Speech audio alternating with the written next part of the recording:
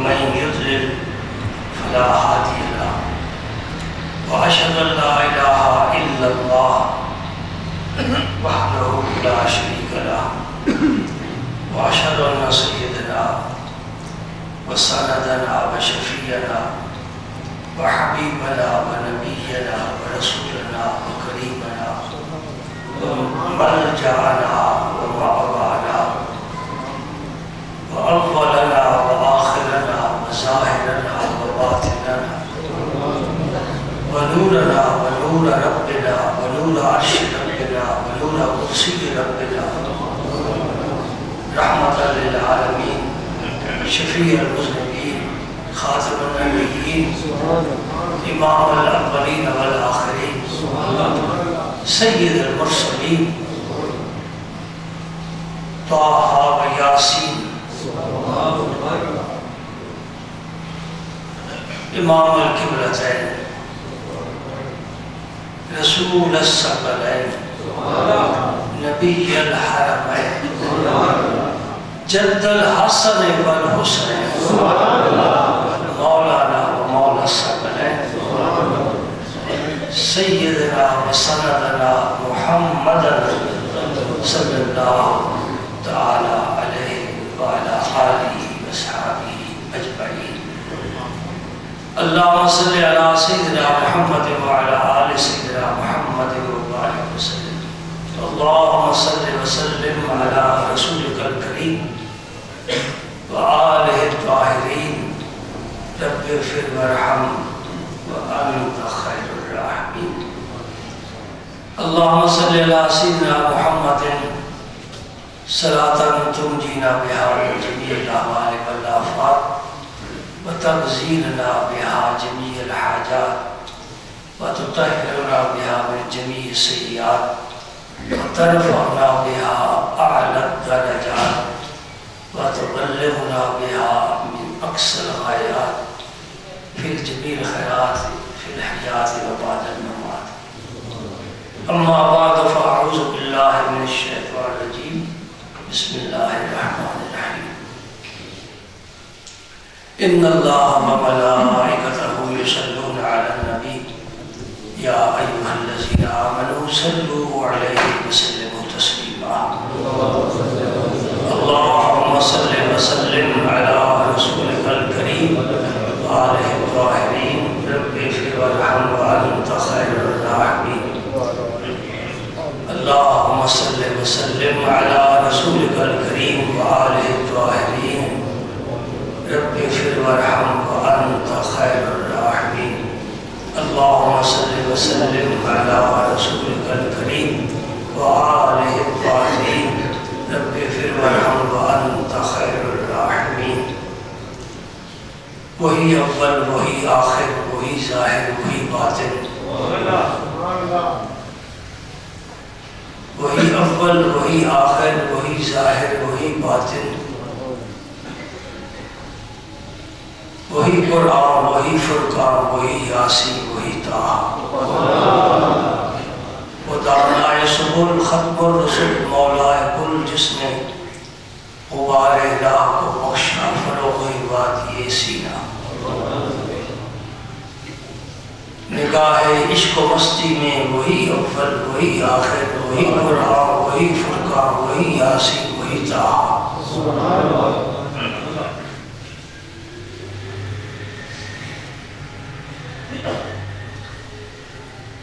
اللہ تعالیٰ کا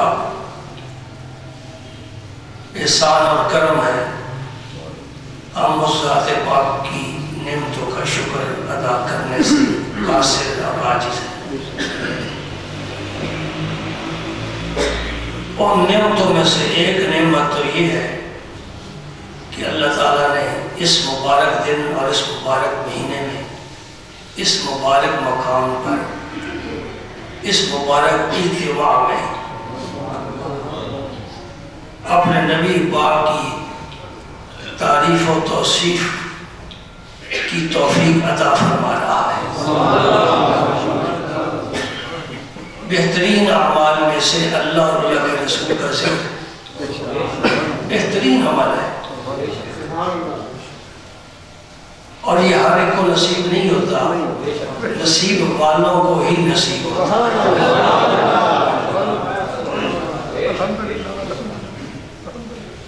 اس کا کرم ہے۔ یہ الگ بات ہے کہ ہماری زبان بھی اس قابل نہیں کہ اللہ کے رسول کا ذکر کر سکے۔ ہزار بار بشویم دہن بمشک و گلاب، ہنوز نامے تو گفتن کمال بے ادب۔ میں ہزاروں دفعہ اپنے منہ کو مشک و گلاب سے معطر کروں، پاک کروں، صاف کروں، پھر بھی اس قابل نہیں کہ اللہ کے رسول کا اسم مبارک لے سکوں،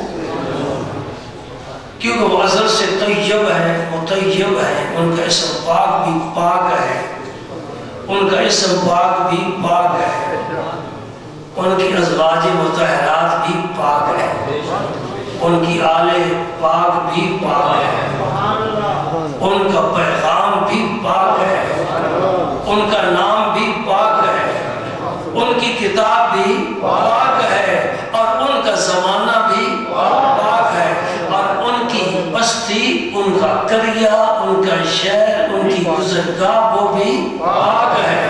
ان کے پاک جسم پر مکھی نہیں بیٹھتی تھی، ان کے پسینے پاک سے خوشبو آتی تھی، اور جس راہ سے گزر جاتے تھے وہ راہ مہک جایا کرتے تھے۔ اللہ اکبر، اللہ اکبر۔ جس غار میں بیٹھ جاتے تھے 1400 سال نہیں 14,000 سال بھی گزر جائے، وہ محبت والوں کی کیا بن گئی؟ اس غار کا رخ کر کے کیوں جاتے ہیں؟ بڑی چڑھائی ہے، میرا یار یہاں بیٹھا تھا، ہم جا کر دیکھ تو ہے نا وہ جگہ۔ سبحان اللہ۔ اس نبی کا ذکر کرنا چاہتا ہوں، لیکن اپنی طرف سے نہیں، جو اللہ نے ذکر کیا ہے یا اللہ کے حبیب نے خود ذکر کیا ہے۔ میرے رسول پاک نے فرمایا انا سید ولد آدم یوم القیامہ ولا فخر، قیامت کے دن آدم کی ساری اولاد کا میں سید ہوں اور فخر نہیں ہے۔ یہی موضوع چھڑا ہوا ہے نا۔ یہ کستوری کی نبیہ ہے، جب بھی کھولو نئی خوشبو۔ سبحان اللہ۔ اعلیٰ سید ولد آدم، ہم نہیں کہہ سکتے پیارے تو کیا ہے، ہمیں سمجھ ہی نہیں آتی، ہم کہیں گے بھی تو ناقص ہے، ناقص ہی کہیں گے۔ جب وہ کہے پھر ہمارا دل خوش ہوا، پیارے نے خود اپنے حسن سے تھوڑا پردہ اٹھایا ہے، ہمیں جلوہ دکھایا۔ انا سید ولد آدم، میں آدم کی ساری قوم، ساری اولاد کا سید۔ میں نے سید کا من عرض کیا تھا، دہرا دیتا ہوں مجمع میں ذرا۔ فرمایا حضرت قاضی ایاز رحمت اللہ علیہ نے شفا شریف میں السید الذی یرجع الناس الیہ فی حوائجہم، سید اس کو کہتے ہیں کہ لوگوں کو جو بھی مشکل پیش آئے، جس چیز کی ضرورت ہو وہ اس کی طرف رجوع کرے۔ تو معنی یہ ہوا کہ میرے نبی نے کہا میں سید ہوں، اس کا اعلان ہے اے میری امت، تمہیں جب بھی جس مقام پر جس قسم کا کوئی خطرہ محسوس ہو، میری ضرورت محسوس ہو، میں حاضر ہوں، تمہاری مدد کروں گا۔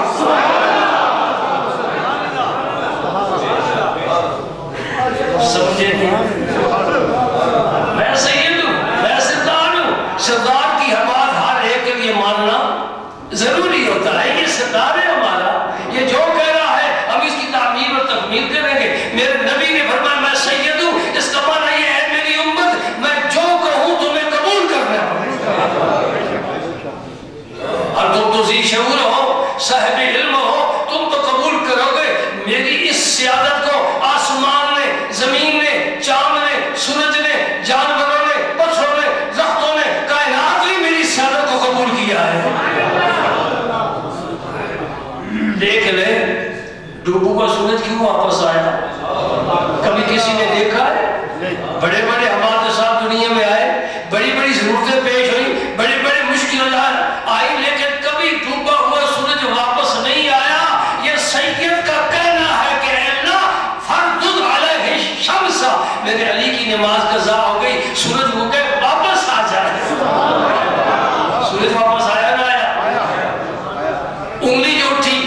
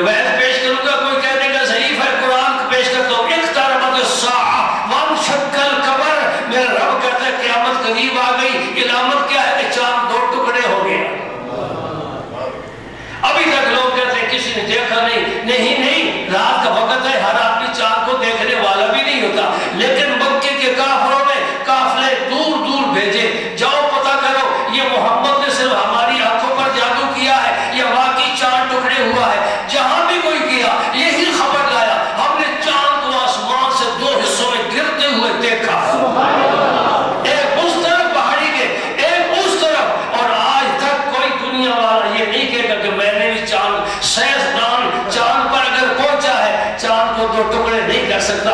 کیا کیا ہے تم نے؟ بڑا خرچ کر کے چاند پر پہنچا ہے. میرے محمد کے قدموں میں چاند کو بلا دیا صلی اللہ علیہ وسلم. تو چاند پر گیا ہے یا نہیں گیا یہ کوئی بڑی بات نہیں ہے. میرے نبی نے صرف انگلی کا اشارہ کیا ہے. چاند اپنی جگہ چھوڑ کر, اپنے مدار سے نکل کر, اپنی عادت کو چھوڑ کر میرے نبی کے قدموں آیا کہ نہیں آیا؟ تو آپ پھر واپس چلا جا. جان کیوں یہ اطاعت کر رہا ہے؟ وہ سید ہے, سید ہے. سبحان اللہ. میرے پاک پیغمبر جنگل میں تشریف لے گئے. لوگ جنگل میں جاتے ہیں شکار کے لیے. میرے نبی بھی شکار کیا کرتا تھا, لیکن اس کی اور ہمارے شکار میں بڑا فرق ہے. ہم کیا شکار کرتے؟ چیتر بٹیر مار لیا, کوئی ہرن پکڑ لیا, کوئی خرگوش پکڑ لیا, یہی شکار ہے. میرا نبی جب جاتا تھا جنگل میں دلوں کا شکار کیا,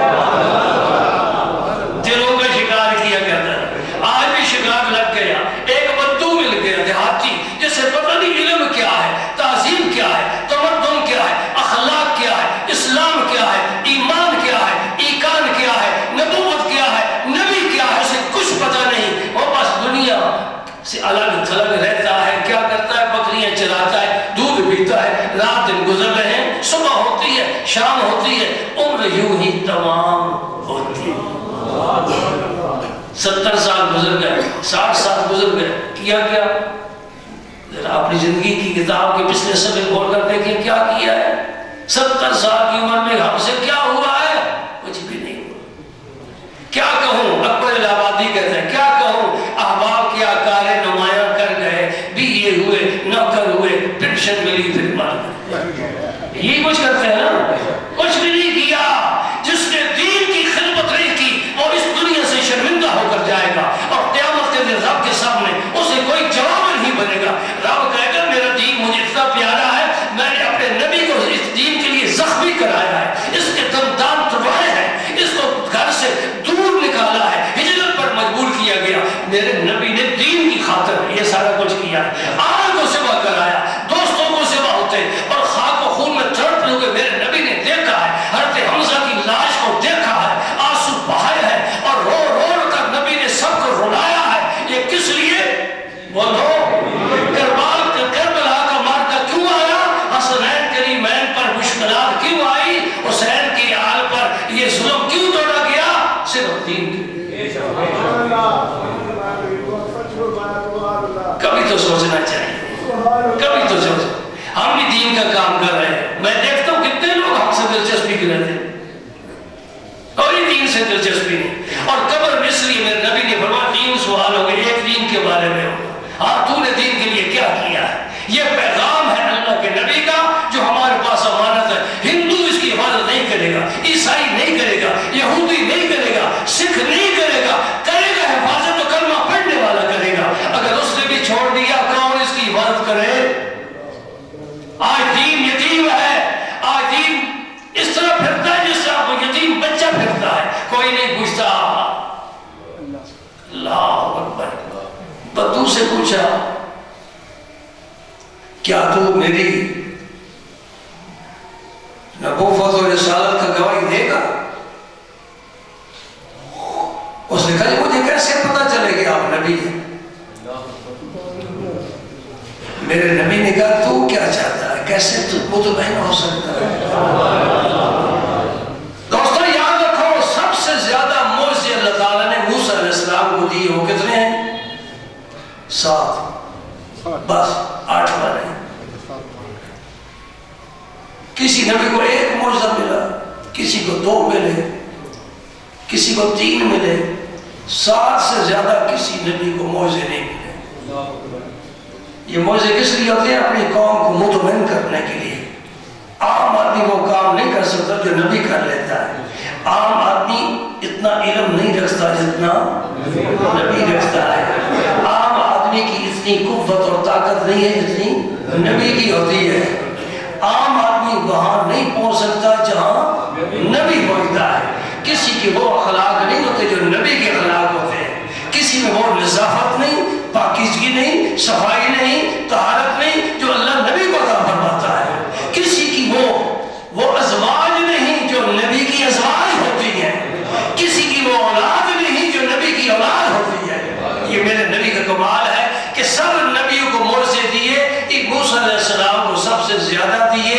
اور میرے نبی کو خود معجزہ بنا کر بھیج دیا۔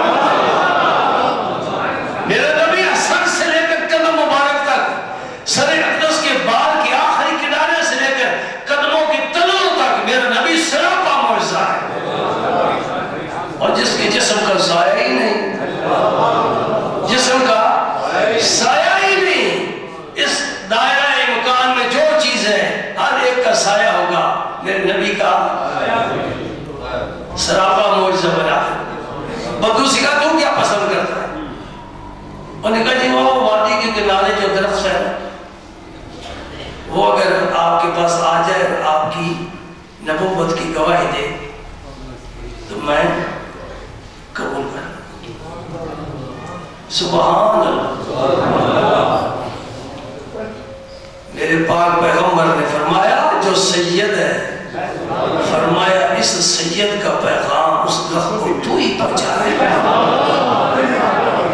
ہم نہیں کہتے، تو ہی جا کر کہہ رہے۔ اس نے کہا یا رعوک رسول اللہ، اور درخت کے کان ہیں، سنتا ہے، قدم ہے، چلتا ہے، آنکھیں ہیں، دیکھتا ہے، دماغ ہے، سوچتا ہے، نہیں کیسے پتہ چلا؟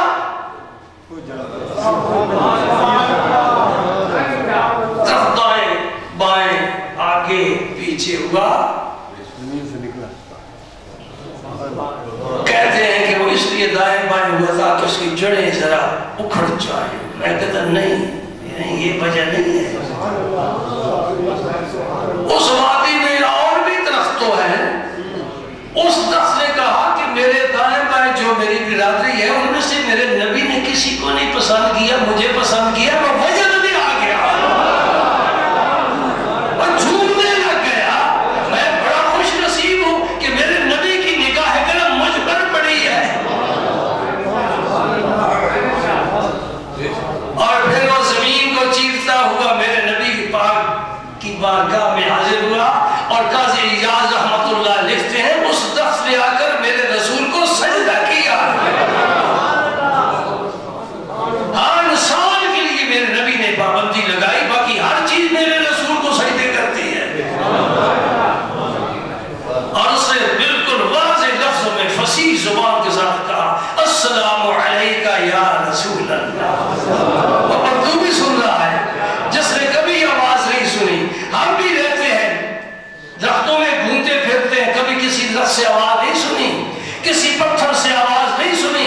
اللہ کا نبی سنتا ہے، اور جب اللہ چاہے نبی کے علاوہ اس کے توفیل کسی اور کو بھی بات ہے۔ السلام علیکم یا رسول اللہ۔ اس نے کہا حضور اب یہ واپس چلا جائے۔ حضور نے فرمایا تو اپنی جگہ واپس چلے۔ آگے سننے والی بات ہے، اس بدو نے وہ اس کا متاثر ہوا، متعجب ہوا، کرتا ہے یا رسول اللہ مجھے بھی اجازت ہے میں بھی آپ کو سجدہ کروں۔ یہ دلوں میں تڑپ تو ہوتی ہے نا، لیکن انہی کی پابندی ہے۔ اگر ان کی پابندی نہ ہوتی، خدا کی قسم ہم رب کو ضرور سجدے کرتے اور رب کے رسول کو بھی سجدے کرتے، لیکن اعلیٰ حضرت نے کہا خوکا اے شوق دل یہ سجدہ جو مروج ہے، پیشانی زمین پر رکھنا، یہ نبی پاک کو پسند نہیں ہے۔ اے شوق دل یہ سجدہ اگر ان کو روا نہیں، اچھا وہ سجدہ کیجیے کہ سر کو خبر نہ ہو۔ وہ کیسا سجدہ ہے؟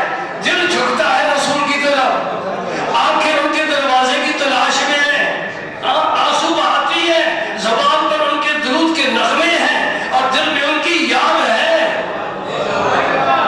اے شوق دل یہ سجدہ اگر ان کو روا نہیں، اچھا وہ سجدہ کیجئے کہ سر کو خبر نہ ہو۔ اب بدو ذرا نیچے آ گئے اپنے تقاضے اور مطالبے سے، سمجھ گیا سجدے کی اجازت نہیں، جی چاہتا ہے۔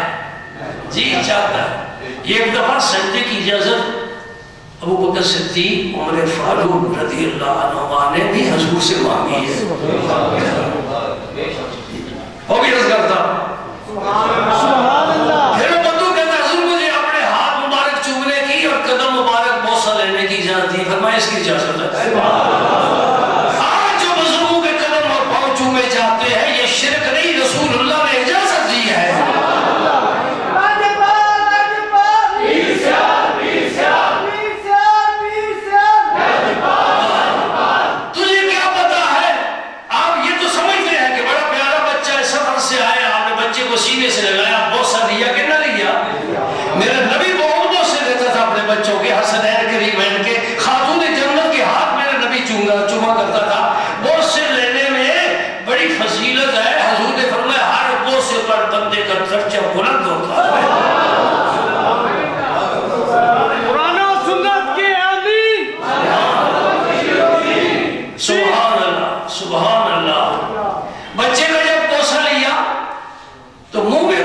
شہر چلا گیا لیکن لطف آیا کہ نہ آیا؟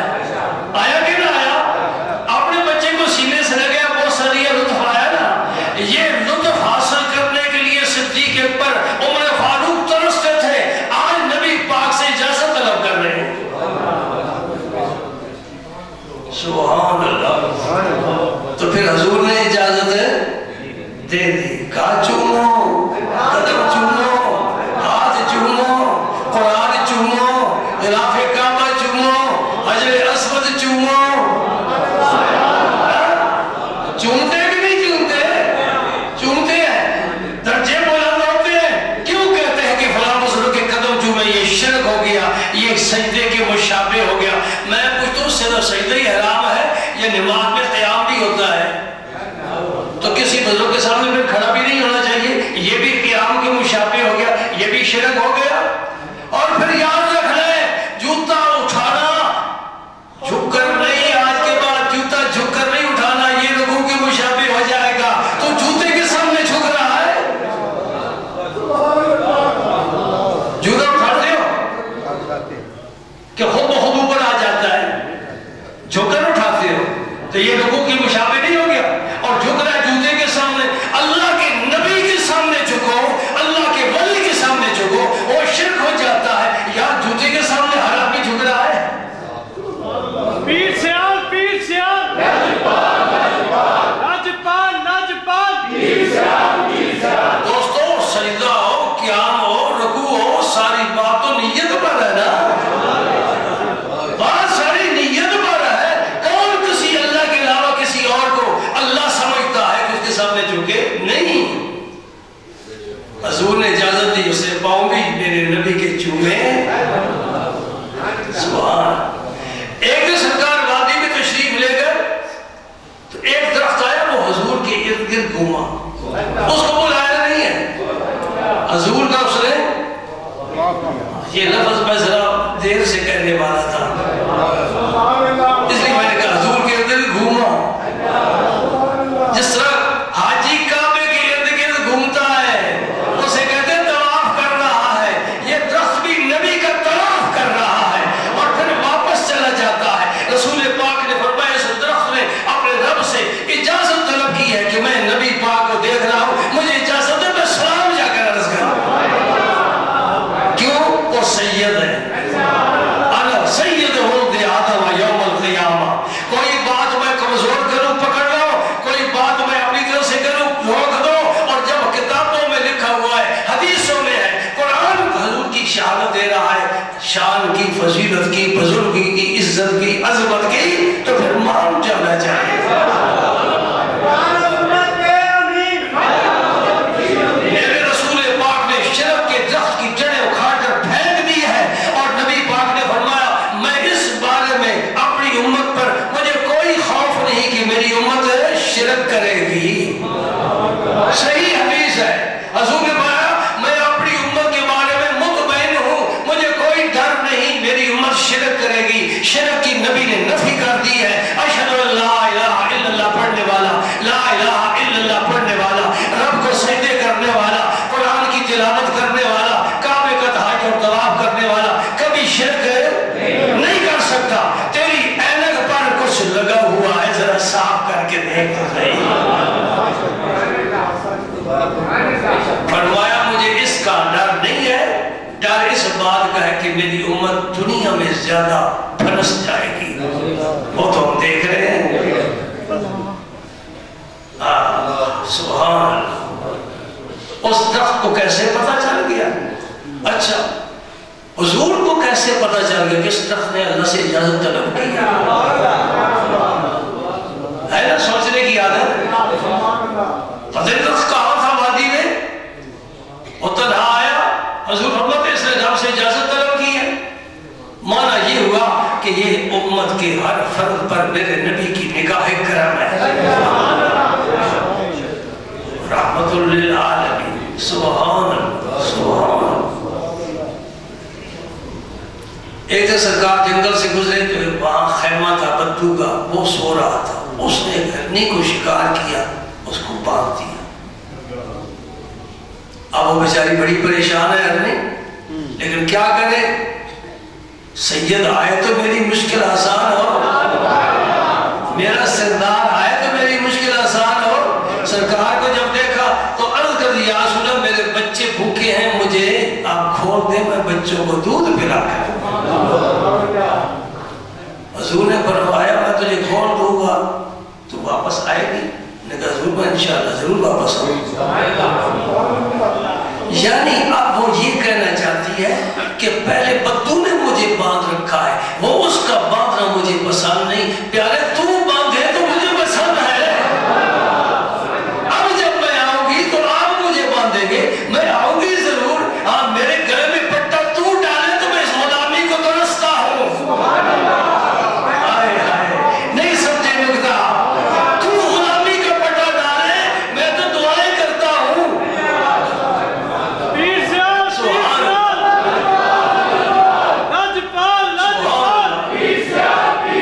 کہتے ہیں نالا از بیگ رہائی نکند بن غیاسیر، خرد افسوس زمانے کے گرفتار نبود۔ پنجرے میں کسی پرندے کو ہم نے قید کیا ہے نا تو وہ چوچے مارتا ہے، پریشان ہوتا ہے۔ کیوں پریشان ہوتا ہے؟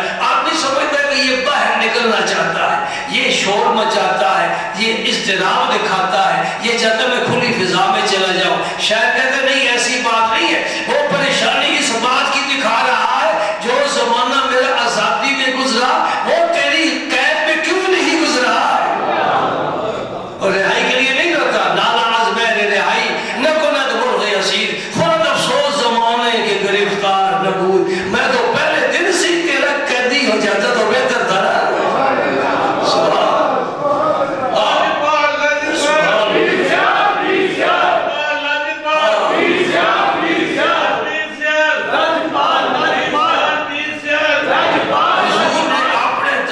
مبارک سے اس گرنے کو کھول دیا۔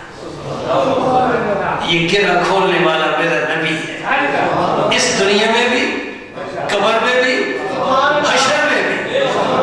ہماری جتنی گرہ ہیں میرا نبی ہی کھولے گا انشاءاللہ۔ شفاعت فرمائیں گے یہ سب سے بڑی گرہ ہے، اور ایسی شفاعت فرمائیں گے جو قبول ہوگی۔ سبحان اللہ۔ اس حدیث کی آگے وہی ذکر آتا ہے لیکن مجھے وقت نہیں ملا کہ میں وہاں تک پہنچوں۔ آنا سید ولد آدم میں ابھی اسی کا سبق کو یاد کر رہا ہوں۔ میں سردار ہوں، میں اللہ کے نبی کو سردار مانتا ہوں، آپ بھی مانتے ہیں نا؟ اور آج دنیا میں اگر کوئی نہیں مانتا، قیامت کے دن میرے نبی کے دروازے پر ضرور جائے گا، شفاعت کا سوال لے کر جائے گا، کاسے گلائی لے کر جائے گا، اور جو کہتا ہے نبی کچھ نہیں کر سکتا، مدد نہیں کر سکتا، اس دن میرے نبی سے مدد مانگے گا۔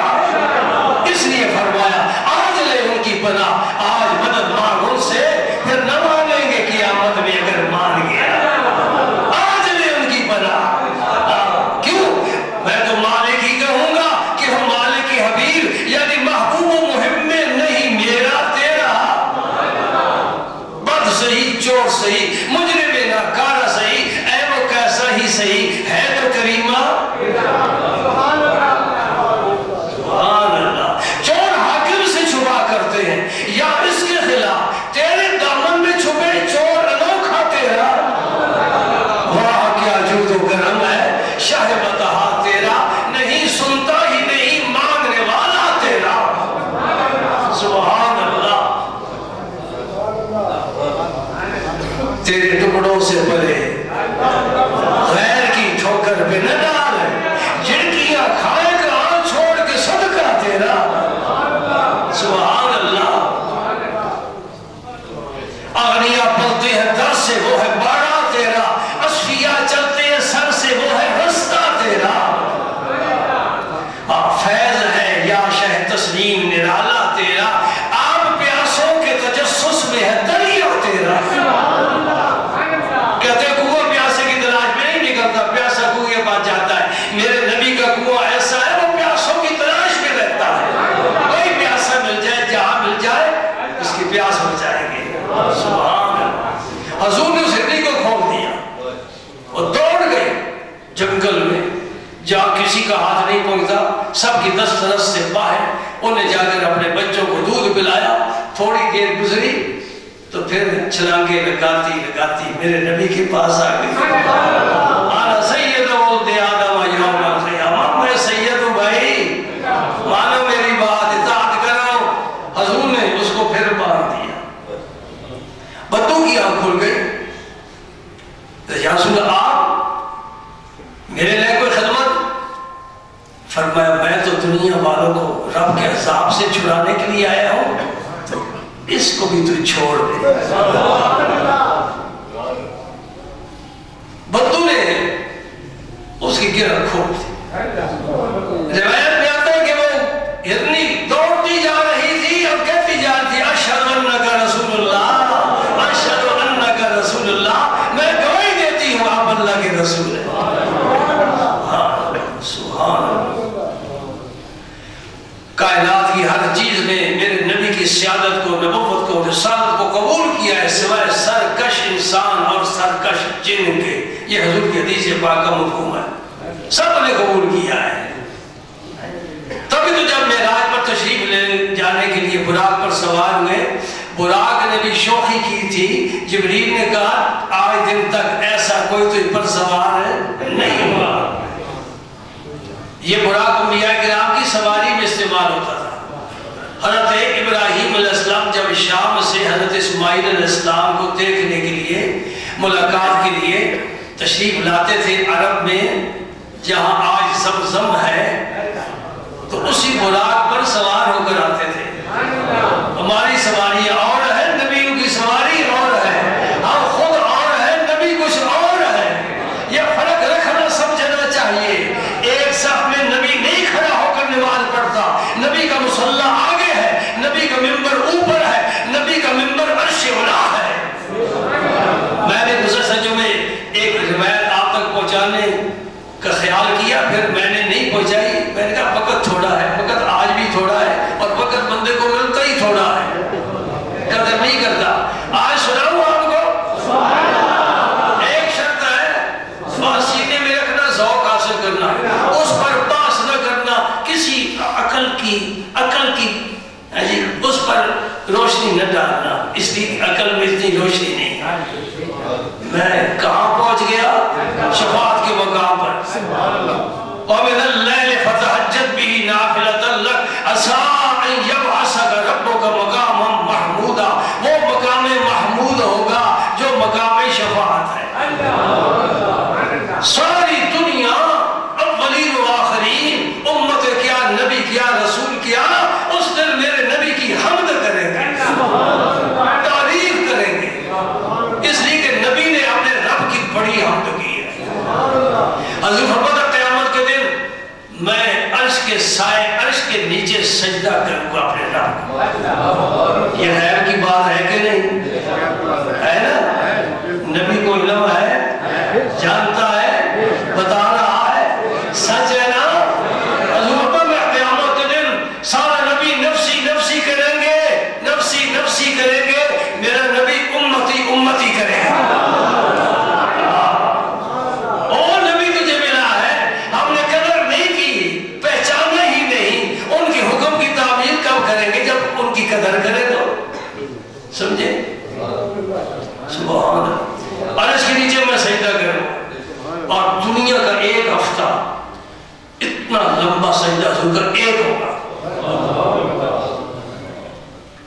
اور پھر میرا رب کہے گا ارفع راسک یا محمد صلی اللہ علیہ وسلم. اے ستودہ صفات پیغمبر، اپنا سر نال اٹھائیے. سب توتا وشفا تشفا، تم مانگتے جاؤ، آج ہم دیتے جائیں گے. تم سفارش کرتے جاؤ، ہم بخشتے جائیں گے.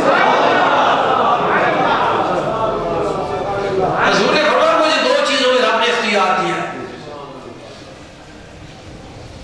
میرے نبی اس میں سے جو چیز کو پسند کر لے. ہمیں تو کوئی اختیار نہیں ملتا، انہیں تو آخری وقت بھی اختیار ملا.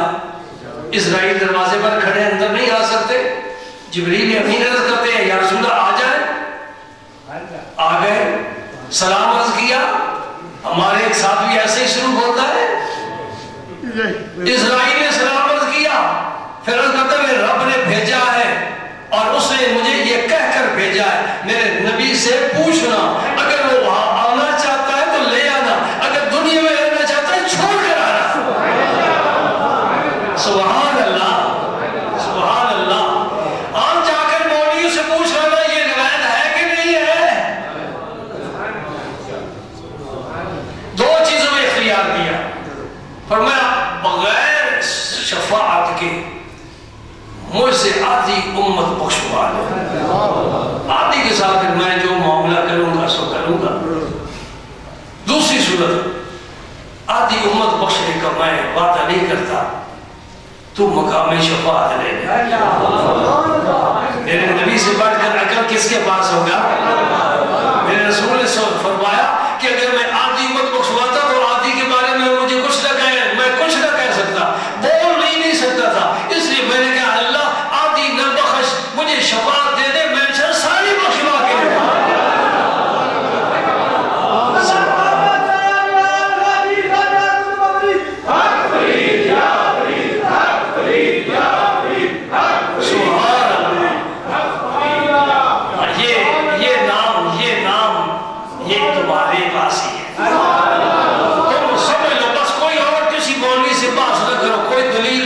کہ ہم حق پر ہیں، کہو یہ حق والے ہمارے ہیں،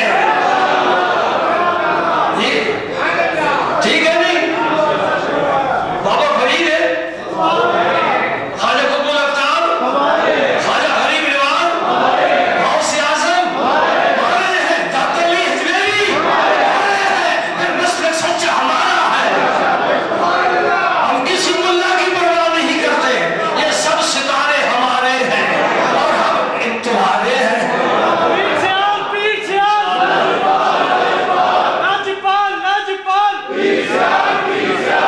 ہم فتووں کی زبان نہیں جانتے، نہ سننا جانتے ہیں نہ بولنا جانتے ہیں، ہم اپنے مسلک کے علم بردار ہیں اور ان لوگوں کے غلام ہیں جنہوں نے ہمیں کلمہ پڑھایا۔ اس برے صغیر پاک و ہند میں میرے دوستوں ہمیشہ مجھ سے سنتے رہتے ہو، اس پورے خطے میں مجھے بتاؤ کلمہ کس نے بلید دیا ہے ہمیں؟ بولو کون سا مدرسہ تھا جس سے دین کا پیغام لے کر لوگ نکلے؟ آج تقسیم ہو گئی، مدرسے بن گئے، ان کے نام چل نکلے، ان کے فارغ کہتے بس ہم ہی سب کچھ ہے۔ میں کہتا ہوں نہیں، اسلام آج نہیں آیا، اسلام 1400 سال سے آیا ہوا ہے۔ اس برے صغیر پاک و ہند میں اسلام کون لایا؟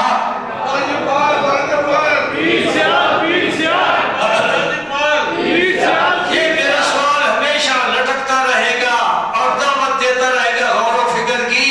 اس خطے میں اسلام اولیاء کرام لائے ہیں۔ سبحان اللہ، سبحان اللہ، سبحان اللہ۔ نبی پاک صلی اللہ علیہ وسلم کو شفاعت کا مقام ملے گا اور حضور فرماتا اس دن اللہ تعالیٰ مجھے اپنی حمد ایسی القاء فرمائے گا، الہام فرمائے گا، وہی فرمائے گا میرے دل میں جو میں نے دنیا میں کبھی نہیں کی، اللہ القاء کرے کہ میرے پیارے میری حمد اس طرح کر، اللہ کی حمد بیان کرے، سبحان اللہ۔ پھر رب کہے گا پیارے اٹھو، سجدہ ہو گیا، دنیا میں سجدے کیے، یہاں بھی سجدہ کیا، کوئی فرق ہے؟ غاروں میں میرے نبی کے سجدے کیے، کعبے کی فضا میں سجدے کیے، مسجد نبی میں، مسجد قباء میں، بدر میں، احد میں، حنین میں، طائف میں میرے نبی نے سجدے کیے۔ ان سجدوں میں اور اس سجدے میں کیا فرق ہے؟ اس فقیر سے پوچھو۔ وہ سجدے عبودیت کے تھے اور یہ سجدہ محبوبیت کا ہے، یہ فرق ہے۔ یہ نسخہ مجھے کسی کتاب میں نہیں ملے گا، یہ سینے سے نکل رہا ہے۔ وہ سجدے عبودیت کے تھے، اللہ میں تیرا بندہ ہوں، میں تجھے راضی کرنا چاہتا ہوں، میں تیرے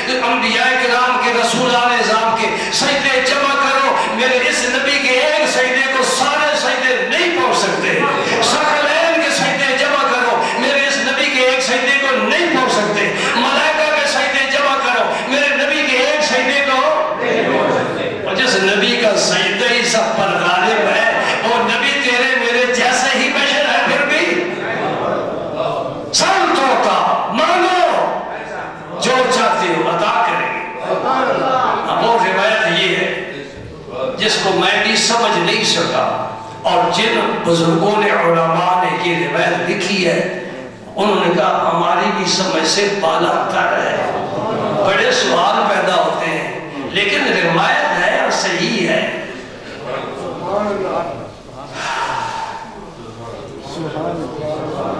یہ شرط میری یاد رکھنا، بس دل میں رکھنا، لطف اٹھانا، بیان کرنا، تو پھر جس کے سامنے بیان کرو گے حجت بازی کرے گا۔ اب میں یہاں ممبر پر بیٹھا ہوں، میرا ایک جسم ہے، اتر بھی جاؤں گا، بیٹھ بھی جاؤں گا، ایک جسم ہے، رب جسم سے پاک، رب جسم سے پاک۔ جسم میں ترکیب ہوتی ہے، 4 عناصر جمع ہوئے تو انسان بنا،